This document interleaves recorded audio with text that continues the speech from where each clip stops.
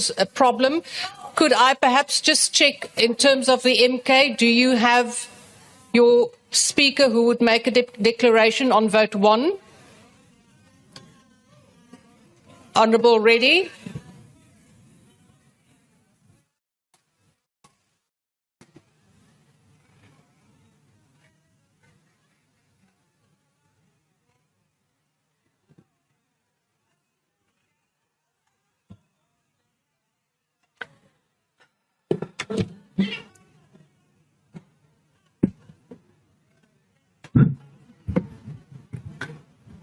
Honourable House Chair, Honourable Members of Parliament, the Umkhonto we Sizwe Party, led by President Jacob Zuma, will vote against this budget, and this vote in particular, and here's why.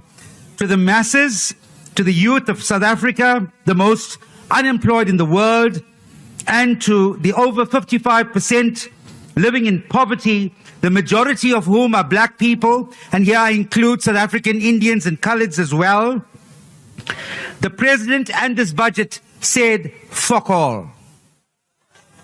His fancy words in the Queen's English amount to lies. Honourable Member, please take your seat. As from the Chair, we do have certain conventions that we do uphold the dignity of this House, and even when you quote, I do ask you to please respect the dignity and decorum of this House in terms of the language that is used in this House. Thank you. That word was used by the President and declared parliamentary. So the President has likened us to breakers. We embrace this label because we seek to break the chains that bind our people in poverty and misery. Honourable Member, please take your seat. There is a point. Honourable Trollip. Thank you, Honourable Deputy Speaker. There's now a bit of confusion. You've made a ruling and said that not to use unparliamentary language. The person at the podium now says that there's been a declaration that it's parliamentary to use that word. We'd need a ruling on that, please. Honourable Trollip, I did not say it's unparliamentary. I asked the member to please uphold the decorum and dignity of this House. I did not say it was unparliamentary. Sorry, I'm saying that the member at the podium says it's been declared parliamentary. We need clarity on that. Honourable Trollip, no, it has not been declared parliamentary. It has been declared unparliamentary. So there is your ruling, but once again, I do want to reiterate that as members, we have a responsibility towards the public and the voters out there that we do uphold the decorum of this House with the language we utter, whether it is parliamentary or not. Thank you. Thank you. For the information of the member, please read your booklet on parliamentary and unparliamentary words. It's been declared, it's been challenged, but not declared unparliamentary. The President has likened us to breakers. We embrace this label because we seek to break the chains that bind our people in poverty and misery. We aim to shatter the illusion that South Africa is prosperous and that its people are content. We strive to dismantle the divide between Honourable the rich and the poor. At the podium, please take your seat. Honourable Trollip. Honourable Deputy Speaker, I don't want to belabor this point, but you've now made a declaration and you've said it's unparliamentary, and the Honourable Member at the podium continues to say, read the booklet, it is parliamentary. There's an impasse and we need a ruling on it because I don't believe it's parliamentary or acceptable language. Honourable Trollip, it was in fact declared unparliamentary. So it is my ruling, and at this particular point, I would urge you to then write to the Speaker if you do have a problem with my ruling now. Thank you. And that is the end of the discussion, Honourable Trollip. I'm not going to go into a debate with you at this particular point. Thank you. Speaker, as the United Nations report, South Africa is the most unequal country in the world. Honourable Reddy, please take your seat. There's another point. Yes, Honourable Member, proceed. Thank you very much, Deputy Speaker, and my apologies. My hand has been up and you could not see it. Indeed, this word has been declared unparliamentary in 2022, and I accept your ruling.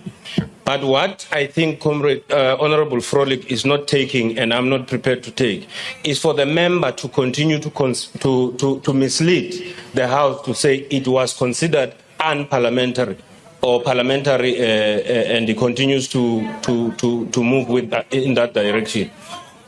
He must withdraw. And unparliamentary language must be withdrawn. Thank you very much. Honourable Member, I have already made my ruling and I will come back to the House then after this so the member can proceed. Like the fictional character Pinocchio that has a big nose that grows every time he tells a lie, the president has lied to the nation, to his ANC and to himself. The truth is that our country is in a worse state than it was 10 years ago.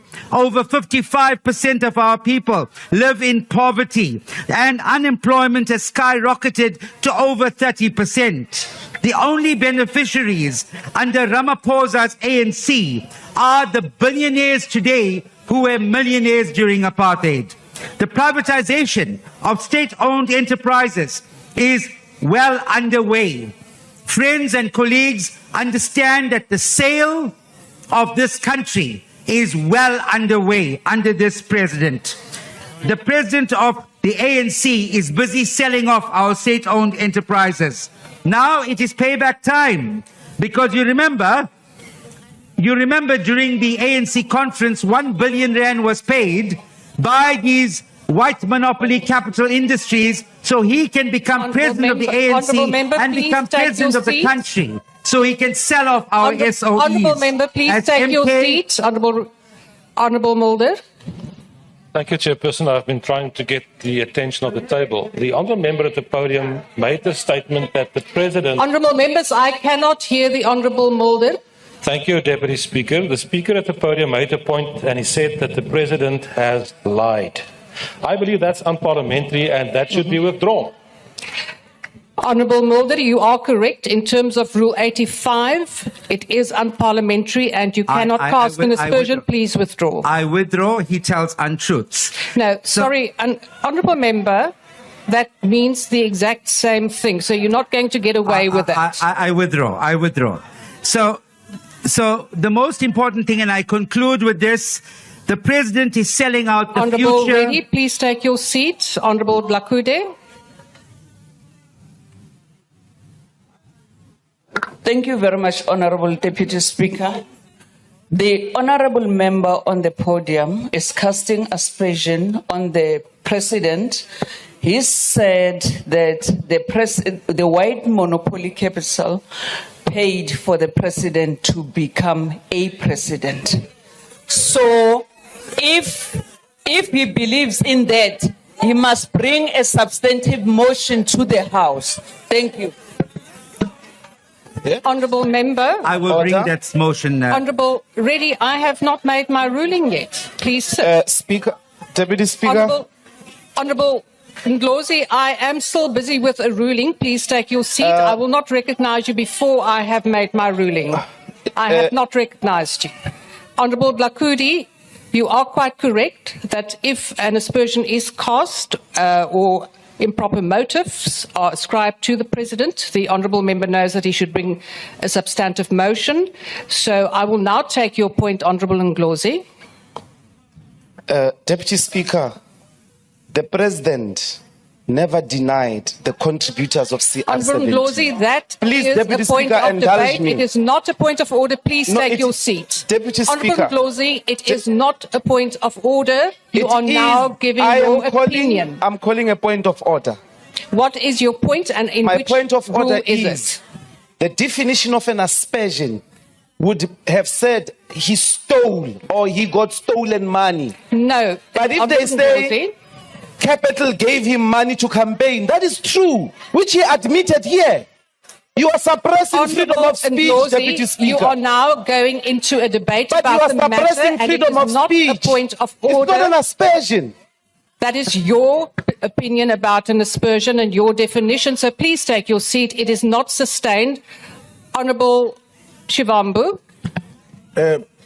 Deputy Speaker, there is a huge difference between an aspersion and statement of fact.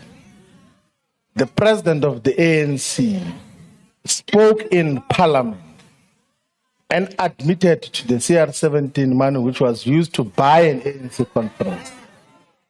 We, of course, gave a different context that he was not supposed to declare it here, but he did give that admission. To then rule that as if it doesn't exist is wrong. It sets wrong precedent. Honourable You can't have a Shivambu. parliament that is based on wrong information and lies. Honourable Shivambu. So that is a statement of fact which you cannot say must be withdrawn Honourable Shivambu. in terms of this particular process. I have now ruled in terms of this matter, and this is where it will end. I will not take any further matters on this. I have ruled that it is out of order and that a substantive motion will be brought. That is the end of it. If anyone else has a problem with it, please write to the Speaker and it will be referred to the Rules Committee. Honourable Reddy, please proceed. So in conclusion, the president here is selling out the future of the black child in South Africa. It's time for the ANC to rid itself of this greatest liability called Ramaphosa and return him to his handlers.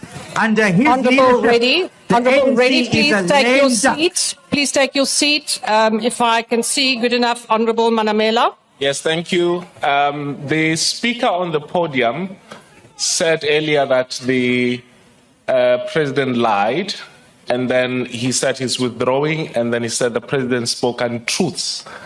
But I don't know which one did he withdraw, that the president lied or the president spoke untruths. And if he just withdrew one, can we ask him to withdraw both of them because they're both unparliamentary? Honourable Manamela, he did in fact withdraw both because I pointed to him that an untruth is the same as a lie, and he withdrew both. So under his leadership, the ANC is a lame duck. He was sent to destroy this ANC from within. You have an agent right inside your ANC, and if you can't see it, then you are blind. I thank you.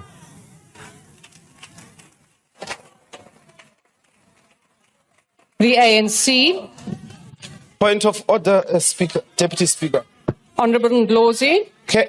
Members of the ruling opposition benches, Deputy Speaker, disrupt permanently members of the opposition with frivolous points of order.